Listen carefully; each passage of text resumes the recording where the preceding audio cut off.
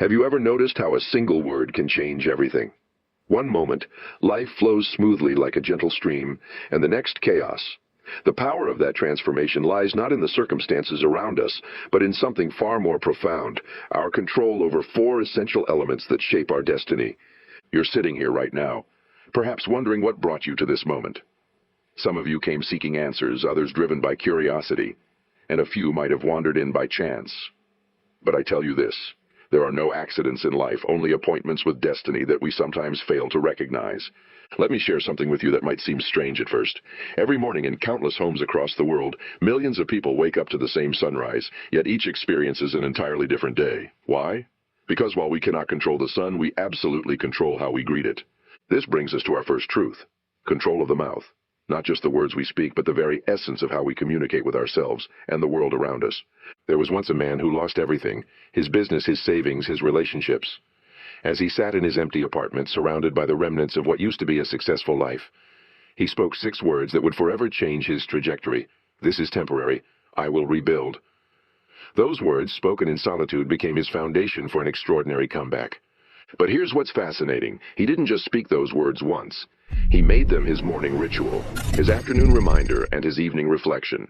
When others spoke of his misfortune, he spoke of opportunity. When they whispered about his failures, he talked about lessons learned. When they focused on his past, he articulated his vision for the future.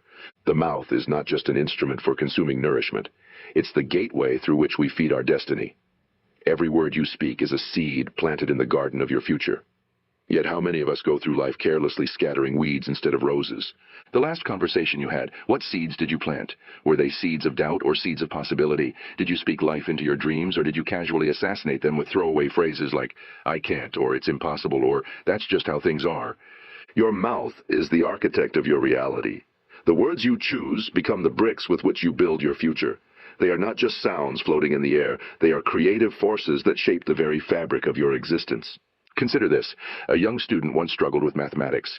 Every morning she would walk into her classroom saying, "I hate math. I'm just not good with numbers." And sure enough, her grades reflected exactly what she proclaimed. Then one day her teacher pulled her aside and gave her a simple challenge. For 1 month she was to change just one thing. Instead of her usual declaration, she would say, "I'm learning to understand math better every day." The first few days felt fake, almost laughable. But as the days went by, something remarkable happened. Her resistance to mathematics began to soften. She found herself more willing to ask questions, more open to learning. By the end of the month, her grades hadn't dramatically improved, but something more important had changed. Her relationship with the subject had transformed. This brings us to our second element: control of the mood, that invisible force that colors every aspect of our existence. Your mood is not a weather pattern that simply happens to you. It's a climate you create, an atmosphere you choose to cultivate. Yet how many of us live as though our moods were like the weather, something to be endured rather than engineered? Let me ask you something. Have you ever noticed how some people can walk into a room and instantly change its energy?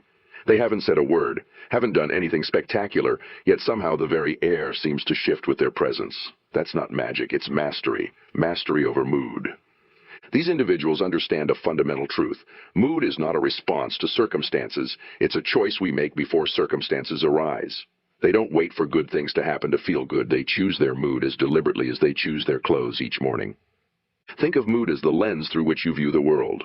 A scratched and dirty lens will make even the most beautiful landscape appear flawed. A clear, polished lens reveals beauty even in ordinary moments. There was a shopkeeper who ran a small store in a neighborhood that had seen better days. While other businesses around him complained about declining sales and difficult customers, he maintained an unwavering cheerfulness. When asked about his secret, he shared something profound. "Every morning before I open my shop, I stand in front of it and make a decision about what kind of day it's going to be. I don't wait for the day to tell me, I tell the day." This man understood something crucial. Mood is not just a personal indulgence, it's a responsibility. Your mood affects not only you, but creates ripples that touch everyone around you. It's like dropping a stone in a pond. The ripples will reach shores you cannot see. But here's where many people get stuck. They believe controlling their mood means suppressing negative emotions or maintaining an artificial positivity. Nothing could be further from the truth.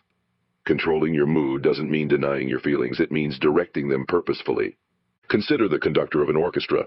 Their job isn't to eliminate certain instruments or to make every piece sound happy.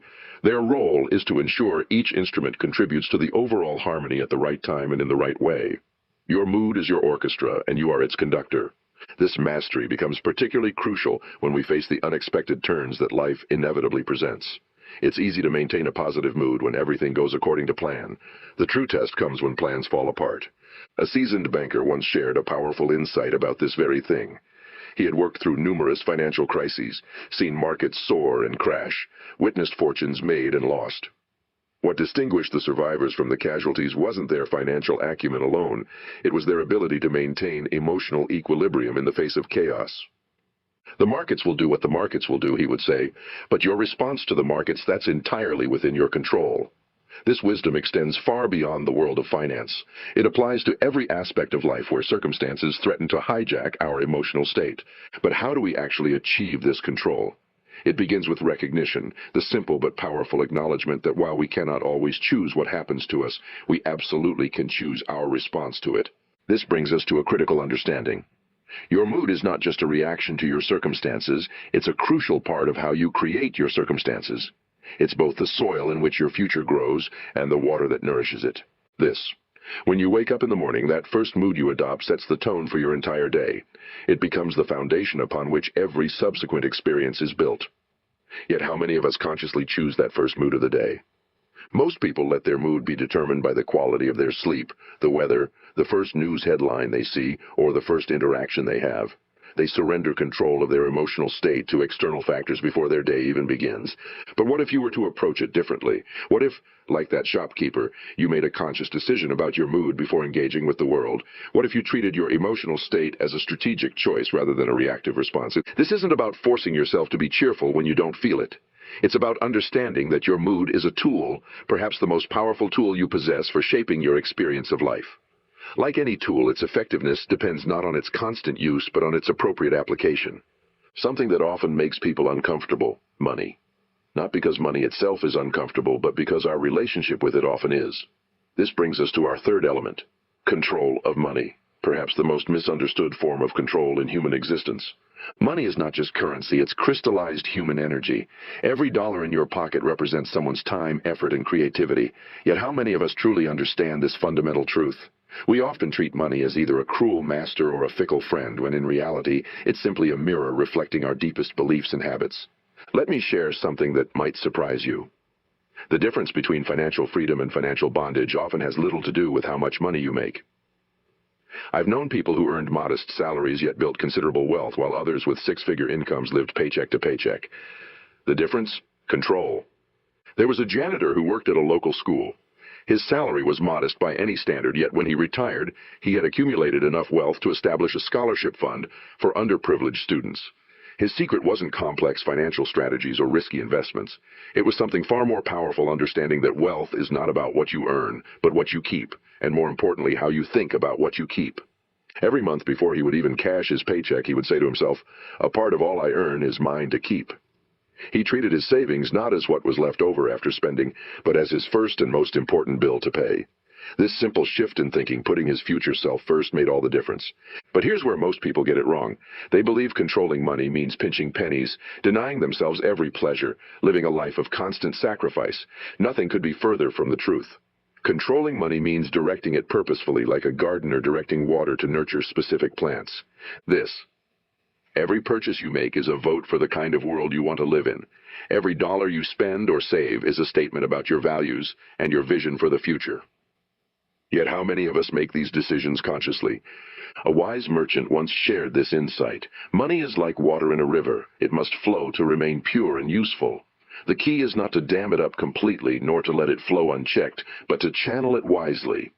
This wisdom applies whether you're managing a household budget or running a corporation.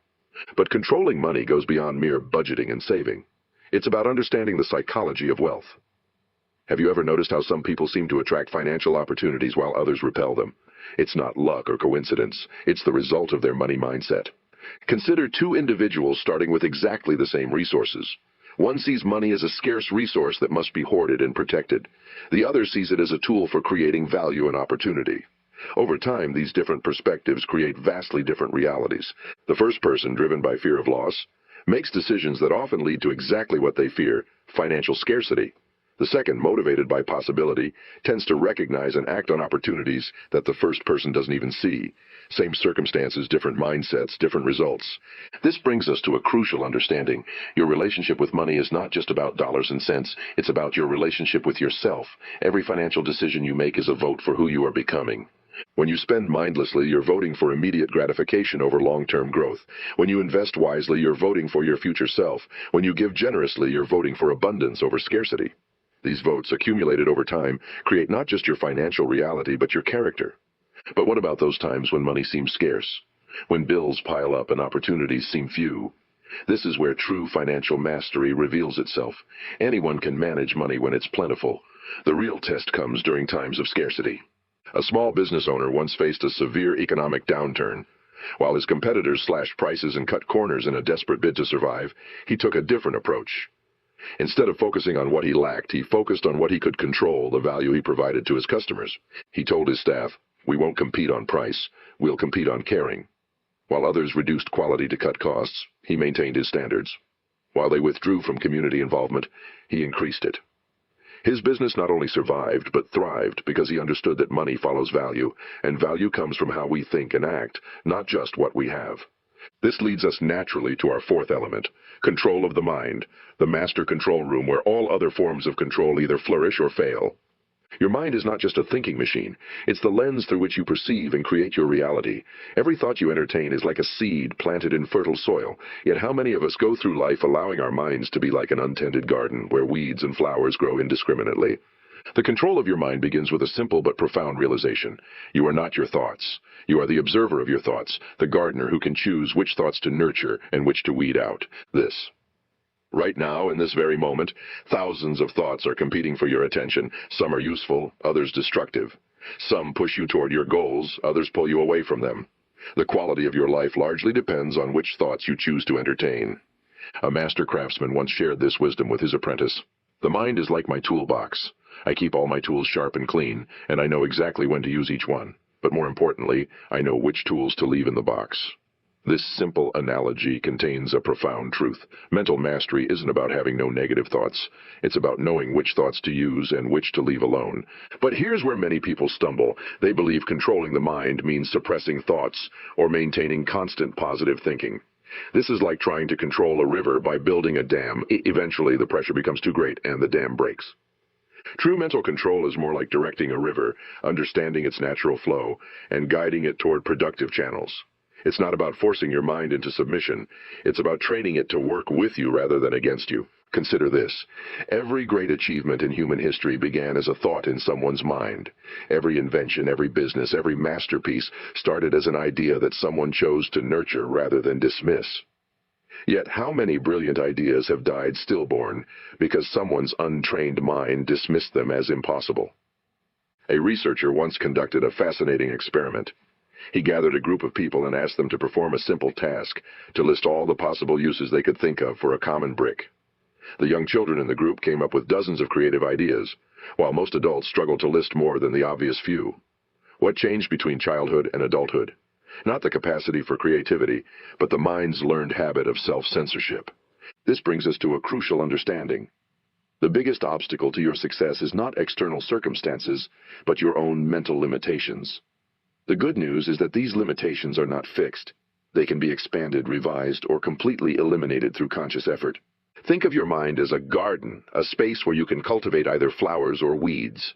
Every thought you allow to take root will eventually bear fruit in your life. The question is not whether you'll have a garden, but what kind of garden you'll have. Have you ever noticed how some people can find opportunity in any situation, while others can find problems in every opportunity? Same circumstances, different mental filters. These filters aren't given to us. We develop them through repeated thought patterns. Let me share something powerful with you. A study was conducted with two groups of workers in a factory. The work was identical, the conditions the same, yet one group consistently outperformed the other in both productivity and job satisfaction. The difference? The first group had been taught to view their work as a craft, while the second saw it merely as a job. Same task, different mindset, dramatically different results. This brings us to a fundamental truth about mind control. Your thoughts create your experience, not the other way around. Most people believe they think certain thoughts because of their experiences, but the reverse is actually true.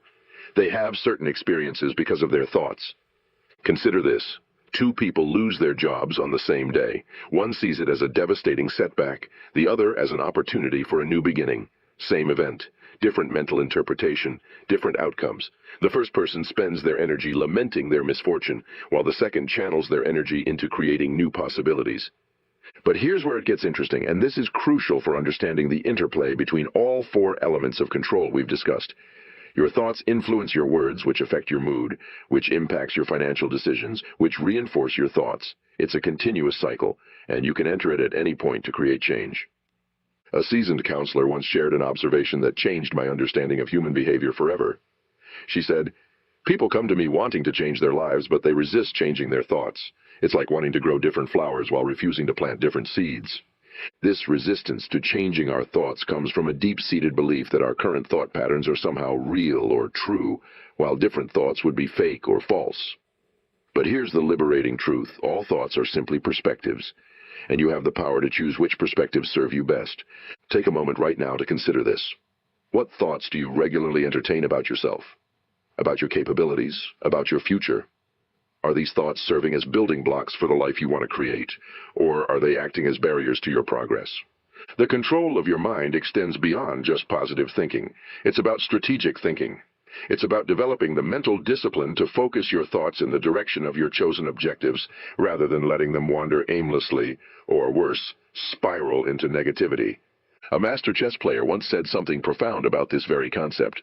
He noted that the difference between a novice and a grandmaster isn't in knowing more moves, it's in thinking fewer useless thoughts. The novice's mind races through countless possibilities, many of them irrelevant, while the master's mind focuses only on the moves that matter. This same principle applies to every area of life. The person who masters their mind isn't the one who never has negative thoughts. They're the one who has learned to recognize which thoughts are useful and which are not. But here's where many people get stuck. They try to control their minds through force of will alone, fighting against every negative thought, struggling to maintain constant positivity. This approach is not only exhausting, it's counterproductive. True mental control is more like Aikido than warfare. It's about directing energy rather than fighting it.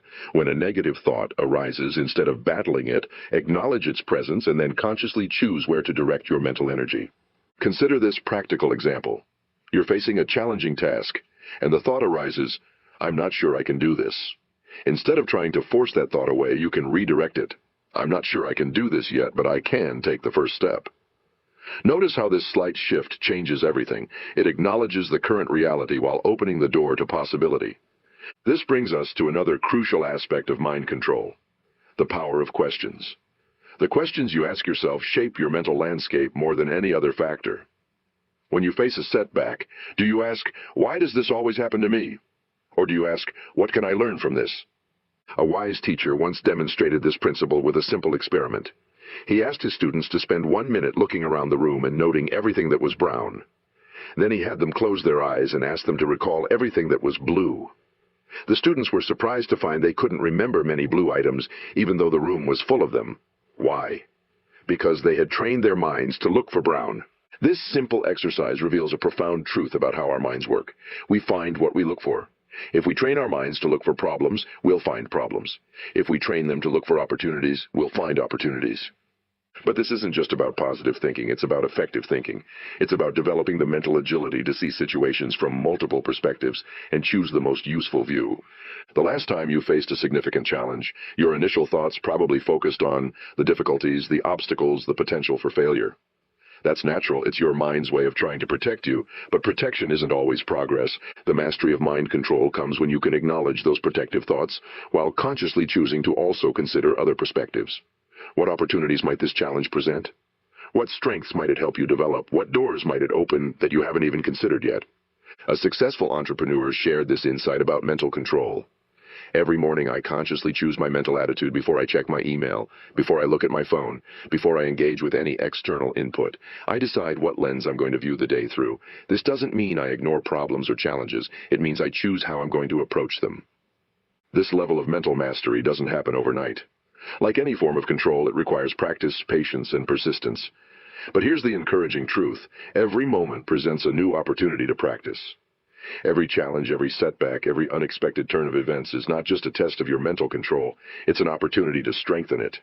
Remember that master chess player we mentioned earlier? He didn't become a grandmaster by winning every game. He achieved mastery by learning from every game, win or lose. The same principle applies to mastering your mind. Every time you catch yourself in a negative thought pattern and consciously choose a different perspective, you're strengthening your mental muscles. But here's something crucial to understand about mind control. It's not about never having negative thoughts or difficult emotions. That's not control, that's suppression. True mental control is about developing the ability to navigate your thoughts and emotions skillfully, like a captain steering a ship through both calm and stormy seas. The true power of these four elements, mouth, mood, money, and mind, lies not in mastering them individually, but in understanding how they work together to create the symphony of your life. Each element influences and amplifies the others, creating either an upward spiral of success or a downward spiral of limitation. Let me share something that might shift your perspective forever. Have you ever noticed how a single shift in one area can create a cascade of changes in all the others? Consider this. You wake up one morning and consciously choose to speak differently about your work. Instead of the habitual, I have to go to work, you say, I get to go to work. This simple shift in words, mouth, affects your emotional state, mood, which influences how you perform at work, potentially leading to better financial outcomes, money. All of which reinforces your belief in the power of positive thinking, mind. One small change, four significant impacts. But here's where it gets really interesting. Each of these elements can serve as an entry point for positive change. You don't have to master all four simultaneously. You can start with whichever one feels most accessible to you right now. A recovering addict once shared a profound insight about this process. He said, I couldn't control my thoughts at first. They were too chaotic. I couldn't control my emotions. They were too raw. But I could control what came out of my mouth, so I started there. Every morning I would look in the mirror and say, today I choose life. At first it felt hollow, even ridiculous, but day by day those words began to shape my reality. This man understood something crucial. Sometimes the easiest point of entry for change is through our words. By controlling his mouth, he gradually gained control over his mood, which helped him make better financial decisions, which ultimately supported his mental recovery. The last time you made a significant positive change in your life, trace it back to its origin. Did it start with a change in how you talked about your situation? A shift in your emotional approach? A financial decision? A new way of thinking? Understanding your personal pattern of change can help you initiate positive transformations more effectively in the future. But here's where many people get stuck. They wait for all conditions to be perfect before taking action. They think they need to have their thoughts completely organized, their emotions fully under control, their finances perfectly in order before they can begin. This is like waiting for all traffic lights to be green before starting your journey. You'll never leave your driveway. The truth is, mastery of these four elements is not a destination. It's a journey. It's not about achieving perfect control. It's about developing increasingly skillful control. Each day presents new challenges and opportunities to practice, to refine, to grow. Consider the metaphor of learning to play a musical instrument. No one expects to sit down at a piano for the first time and play a concerto. You begin with simple scales, basic chords, easy melodies. The same principle applies to mastering these four elements of control. A wise martial arts master once shared this perspective. The goal is not to never lose balance. That's impossible. The goal is to regain balance more quickly each time you lose it. This wisdom applies perfectly to our four elements of control. You will have days when your words don't serve you well, when your mood dips, when your financial decisions are less than optimal, when your thoughts seem to run wild. The mastery lies not in avoiding these moments, but in how quickly and effectively you can regain control. Let's look at how this works in practice. Suppose you receive unexpected negative news. Your initial reaction might be to speak negatively about the situation, mouth, which creates a negative emotional state, mood, leading to poor financial decisions, money, all of which reinforces negative thinking patterns, mind. But with practice in these four elements of control, you can interrupt this downward spiral at any point. You might catch yourself in negative self-talk and consciously choose different words. You might notice your mood dropping and deliberately shift your emotional state. You might recognize the impulse to make reactive financial decisions and choose to pause and reflect. You might observe your negative thought patterns and consciously redirect your mental energy. This is where the real power lies, in the ability to recognize these patterns and consciously choose your response. It's about developing the awareness to notice when you're losing control and the skills to regain it effectively. A successful business leader once shared how she applied this understanding during a major company crisis. The market had shifted dramatically, threatening the company's survival. Instead of allowing panic to dictate her response, she consciously applied control in all four areas. She carefully chose her words when communicating with her team, mouth, maintained a steady, determined mood that inspired confidence, mood, made careful, strategic financial decisions rather than reactive ones, money, and kept her mind focused on solutions rather than problems, mind. The result? Not only did her company survive the crisis, but it emerged stronger with a more resilient culture and a clearer sense of purpose. The crisis hadn't changed, but her response to it, governed by these four elements of control, had transformed its impact. This brings us to another crucial understanding. These four elements of control don't just affect your personal life. They influence every relationship, every interaction, every endeavor you undertake. They are the fundamental tools through which you engage with the world. The last time you were in a challenging conversation, how might it have gone differently if you had maintained better control over your words, your emotional state, your thinking patterns? How often do financial pressures influence how we speak, feel, and think in our relationships? A family counselor once observed that most relationship conflicts involve breakdowns in at least three of these four areas, usually starting with uncontrolled words, which trigger negative emotions leading to poor decisions, all supported by dysfunctional thinking patterns. But here's the empowering flip side. When you master these elements of control, you become a source of stability and inspiration for others. Your controlled words create safe spaces for authentic communication. Your emotional stability provides an anchor for others during difficult times. Your financial responsibility creates security and opportunity. Your clear thinking helps others see new possibilities. This mastery becomes particularly crucial during times of change and uncertainty. When the world around you seems chaotic, these four elements of control become your anchors, your tools for maintaining stability and creating positive momentum. But remember, this isn't about achieving perfect control. It's about developing increasing levels of skill and awareness. It's about catching yourself more quickly when you lose control and regaining it more effectively each time.